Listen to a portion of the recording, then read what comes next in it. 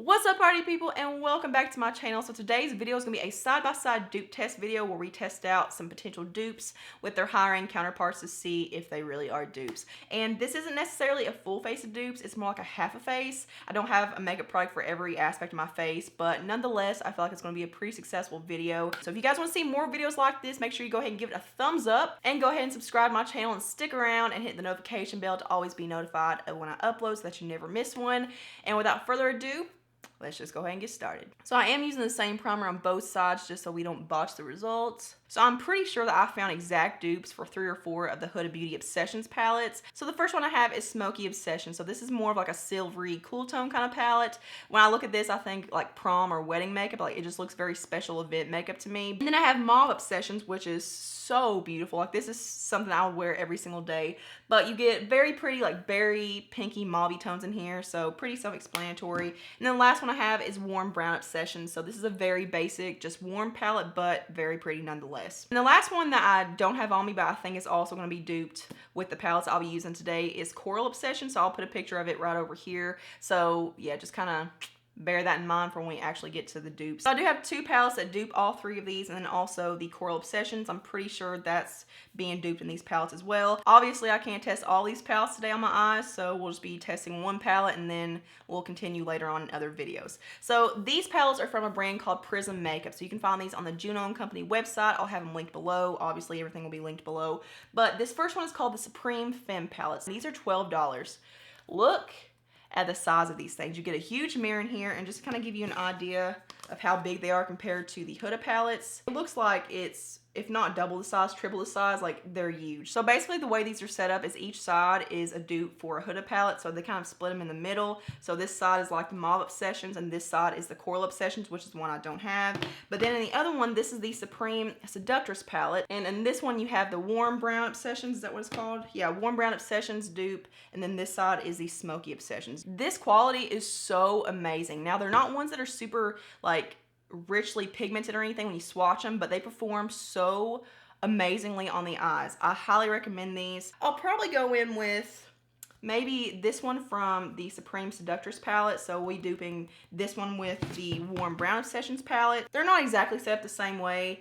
In some of the other palettes they looked exact, but I mean some of the colors are rearranged, but nonetheless every single color is duped in here. So the left side will be the high-end side, so we'll be using the Huda palette on this side, and then the other side will be the dupe side. So we're going to go ahead and start with these. So I'm going to first go into this shade right here in the palette, which is just a matte kind of yellowish nude. And I'm just going to set my primer down, and I am going to be using the same brushes on each side just so we don't botch the results. But so far that one's pretty pigmented. So again, going into the matte yellowish nude in the Prism palette. Even the way they look after you like dip your brush into them, like they both have the same like brush stroke textures in there. Like that's weird. I don't know. Same amount of fallout, not a whole lot of fallout or debris or anything. So far so good. So this is going to be one of those videos where I try to test out as much as possible, so it's not necessarily a tutorial. And you know, I don't want you guys to think, oh my god, you're using like every shadow. Like I'm literally trying to use as much as possible to see how everything compares. I don't want to just use 2 or 3 shades and say, oh, it's a dupe. You know, I try to be thorough with this.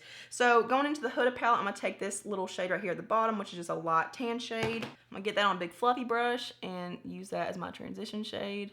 Wiping off the excess, going into the same shade in the Prism palette. So yeah, those 2 shades are pretty much identical right down to how much fallout there is in the pans, but no fallout on my face so far. I will say the Prism side looks a tad bit darker. Maybe I just had more product on my brush that time, but they basically are the exact same. So now I'm going to go into this matte peachy shade right here in the Huda palette and just layering it up. This one doesn't have a lot of fallout like the other ones do.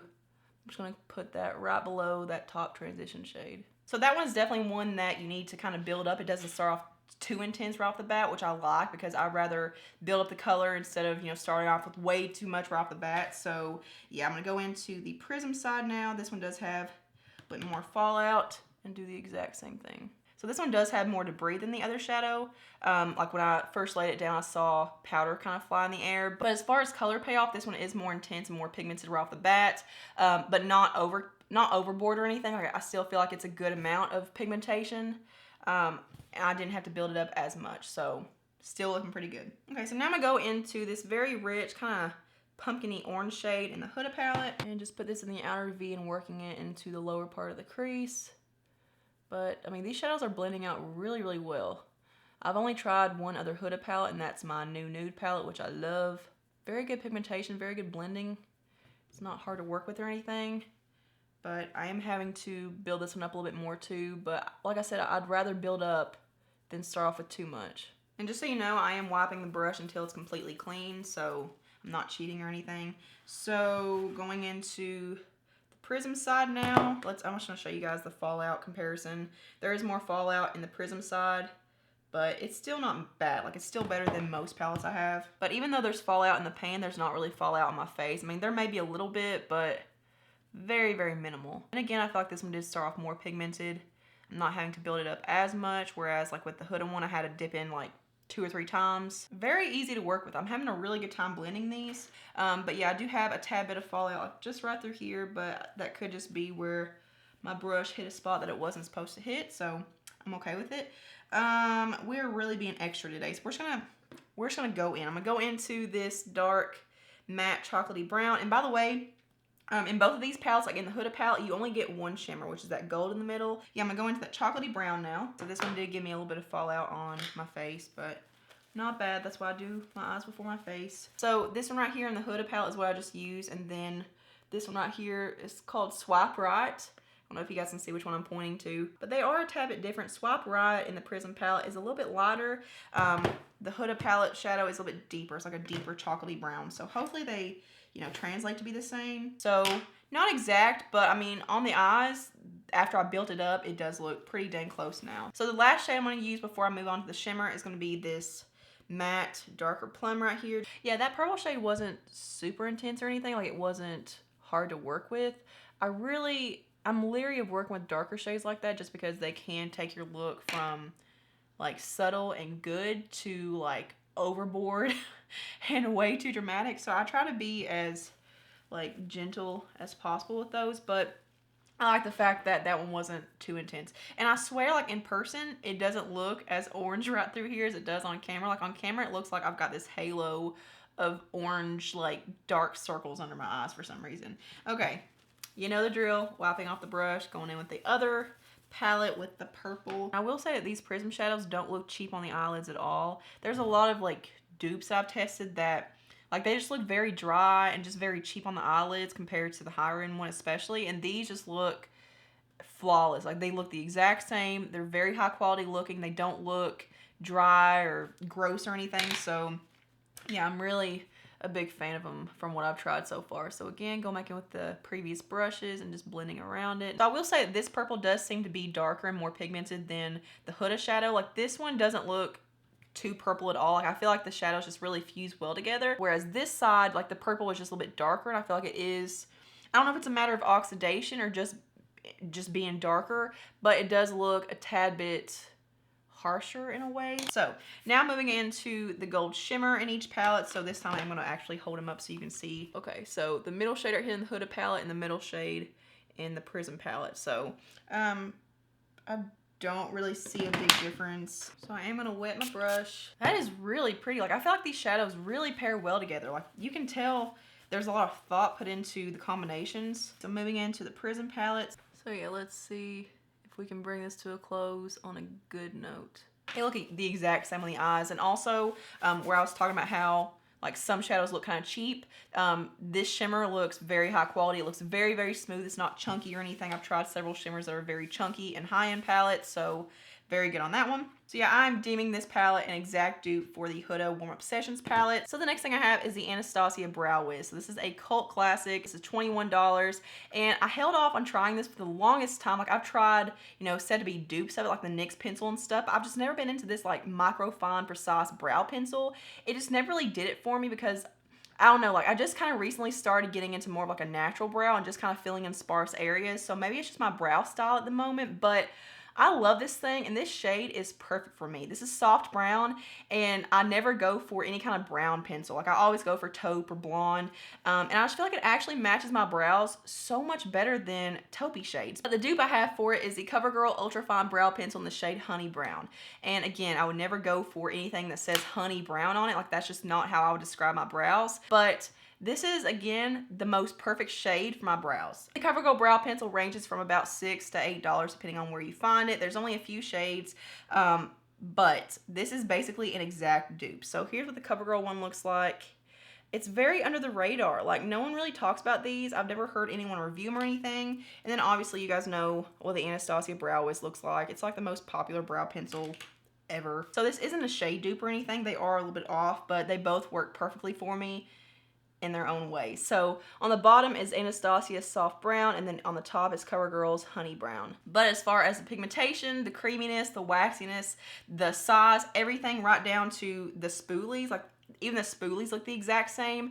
It's an exact freaking dupe. I'm gonna go ahead and start with the Anastasia on the left side, and I always start on the bottom and I do very soft, like hair-like strokes. But I basically just work on filling in the sparse areas because where I am letting my brows grow out a little bit thicker, they can look a little bit bold, a little bit too harsh for my face, especially if I don't have a lot of makeup on. So I really try to be soft with this. So now moving on to the CoverGirl side, again, I just start off by brushing them up and then underlining and filling in the sparse areas. So yeah, I'm deeming the CoverGirl Ultrafine Brow Pencil as an exact dupe as the Anastasia Brow Wiz.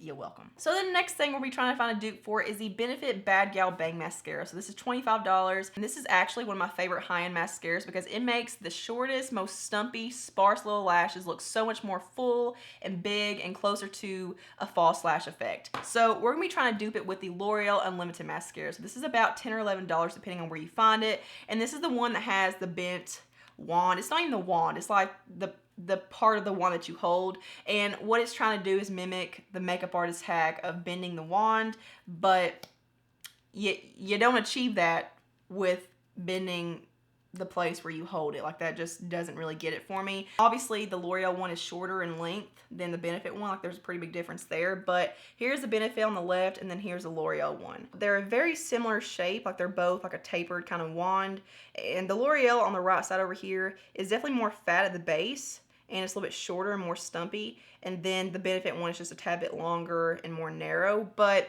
I feel like they give a very, very similar effect as far as the formula goes. Now, I do see a difference in the formula in that the L'Oreal one does flake pretty bad on me. Like, this is one that I do hold off on wearing, even though I love the effect that it gives because it constantly flakes. I'm constantly flicking it off my face. It's like it just never stops. I hate to say that they're exact dupes, but it's not gonna flake on everybody. Like, I've heard really good things about this, the L'Oreal mascara. I'm gonna go ahead and apply the Benefit one on the left side, and with this, like, this is a very fast acting mascara. Like, this is one that you don't need a lot of layers with to get a really full, like, false lash effect. More so length than volume. Like, I definitely feel like this is more of like an elongating mascara. I will say that if you apply too much, it can start clumping and kind of look a little bit too heavy because it's so, like, it's just such a heavy formula. Then again, it's also one of those that feels very flexible. Like, it's not like crunchy or like nasty feel on the lashes. And the L'Oreal one does give a tad bit more volume than length. But I'm gonna go ahead and apply the Benefit one on the left side. And I don't know if you guys can see, but I'm still on the first layer. Like, I haven't gone back in and dipped for more, but it's starting to clump a little bit. So this is definitely one that looks better if you apply less. And I really like this mascara without any eye makeup on because I feel like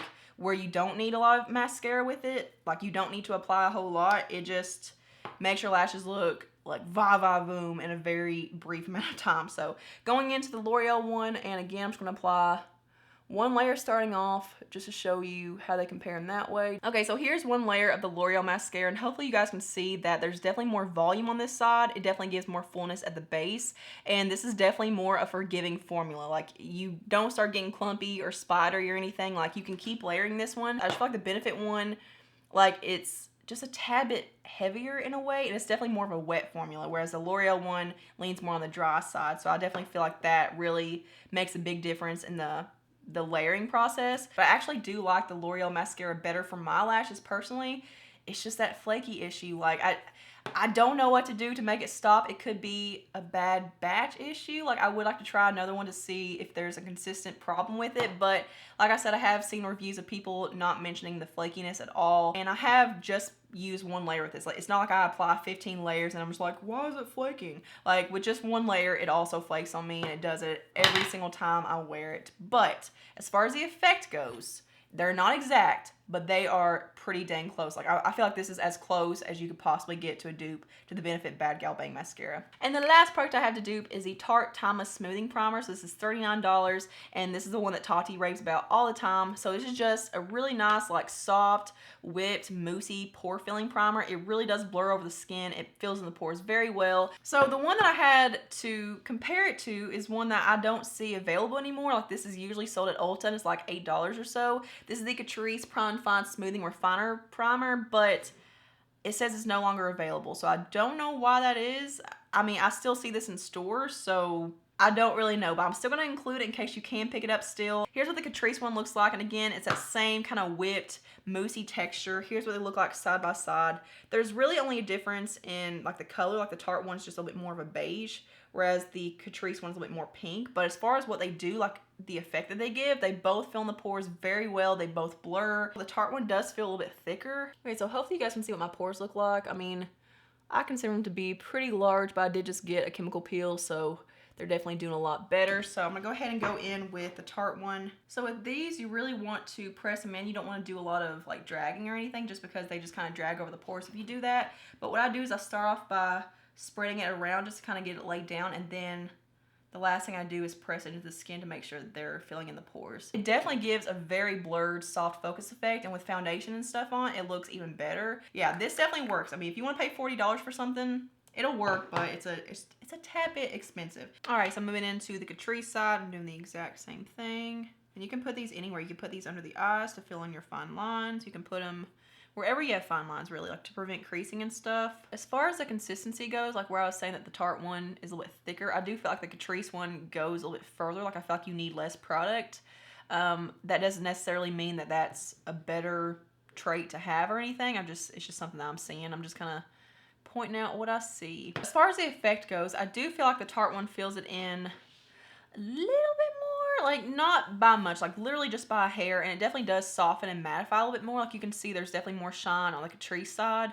I don't know if you guys can really see my pores on camera very well. Definitely more like soft and mattified on this side.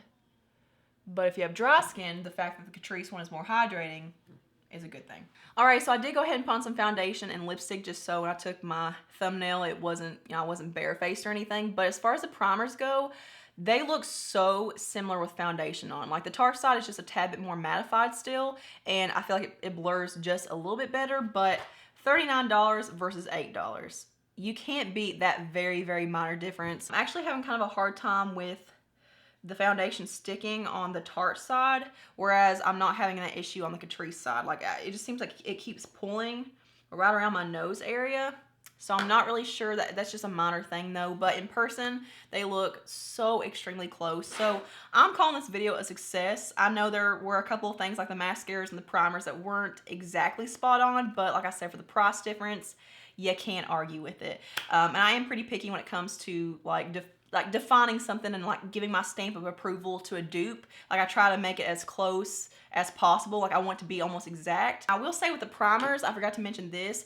If you can't find the Prime and Fine Pore Refiner from Catrice, they also have this new one. This may have replaced it, I'm not really sure. But this is the Prime and Fine Poreless Blur Primer, and it says Goodbye Pores on it. This is around the same price. This is brand new, and this fills in the pores so extremely well. Like better than almost every other pore refining primer that I've tried. I just didn't want to compare it today just because I feel like it's just not as obvious of a dupe. But even the color, like the way it feels, the color, it's definitely more mattifying than the other one. Like this may be closer of a dupe than this one.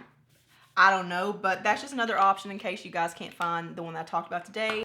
And also just a little brief intermission for my outro. I just want to thank you guys so much for all your support and prayers and positive thoughts and stuff. I don't want to get too much into it right now just because I don't know. I still don't know very much, but I found out in February, like on February 12th, that my dad has cancer, and it's been pretty rough. We still don't know any answers yet. Like we're still in the waiting process. We actually go tomorrow for his next appointment where we should learn more about what he has and treatment and all that stuff, because it's just been a waiting game since then. And I literally got like, I feel like it was like 150, maybe closer to 200 comments from you guys in the community post where I shared that with you guys. Like I pretty much shared that news pretty close when I found out, just because I've been so desperate for prayers and for healing for my dad. And I've been so overwhelmed with with how much support that I've gotten from you guys, and just the sheer amount of kindness. Like, I have a lot of family members and like friends I used to be close to who haven't even reached out to me, and haven't even said anything about it. And the fact that you guys don't even know me, like, you don't even know me personally, like, you care more about me and my family than a lot of my actual family does. I seriously cannot thank you guys enough for being so kind and just so positive, because it really does help. I've showed my mom and dad all the prayers and stuff, and it really has uplifted us.